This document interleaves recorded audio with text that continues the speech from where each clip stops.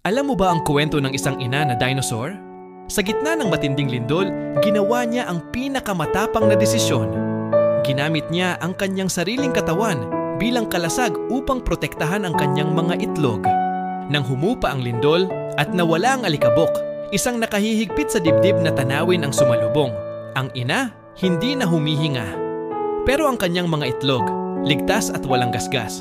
Hindi ba't napakaganda ng pag-ibig na ito?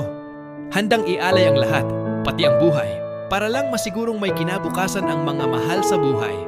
Sa mundong puno ng ako muna at sarili muna, nariyan pa rin ang mga tulad ng inang dinosaur. Mga taong handang magsakripisyo para sa kapakanan ng iba. Hindi ito tungkol sa pagiging bayani.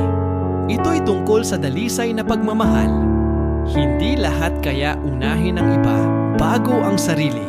Pero kaya ko? Ikaw kaya mo rin ba? Kung naantig ka sa kwentong ito, i-like at i-share mo ito. Mag-subscribe ka na rin para sa mas marami pang kwentong magpapaalala sa atin ng tunay na diwa ng pagmamahal.